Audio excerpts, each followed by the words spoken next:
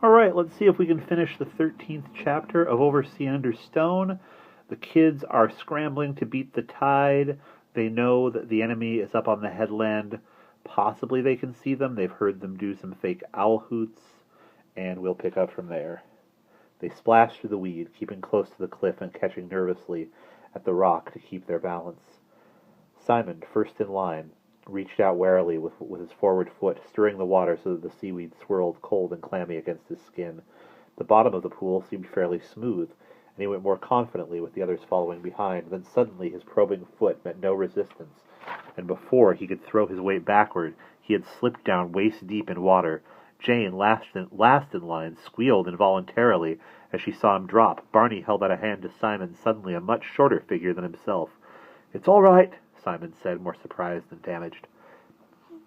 After the first shock, the water felt pleasantly cold on his sun-baked legs. He moved carefully forward, and after a couple of steps, felt rock against his knees under the water in the pool. He hauled himself up, splashing like a stranded fish, and in a few moments was only ankle-deep in water again. "It's a sort of underwater trough. It goes right up to the cliff. Be careful, Barney. Feel with your toes a bit further out and see if there are any footholds there. There might be some sticking up under the water like stepping stones. I went down before I had a chance to feel. If there aren't any, you'll just have to come across the way you did, only slower. The way I did, only slower." Barney prodded carefully about with one foot beneath the water and its swaying carpet of seaweed. But even farther away from the cliff he could feel only the edge of the underwater ridge, and beyond it nothing. "I can't feel anything to tread on at all." "You'll have to go down then, lower yourself into it." "We might as well have gone swimming after all," Barney said nervously. He crouched with both hands on the bottom until he was sitting in the water with his legs dangling over the hidden crevasse, and let himself slip down. The water was almost over his shoulders when he felt his feet on firm rock. He had forgotten how much taller Simon was.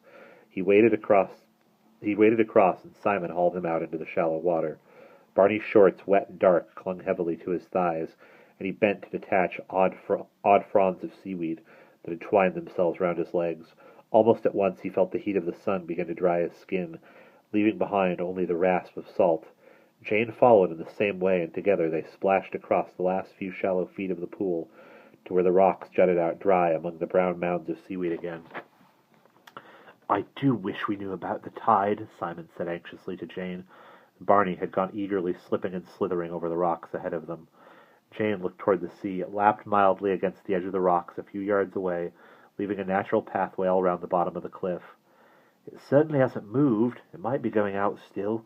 I shouldn't worry yet. We must be nearly there." "Well, keep an eye on it. It's that deep bit I'm worried about. When the water does start coming, it'll come up into the pool first of all, and it wouldn't have to fill up far for us not to be able to get back the way we came.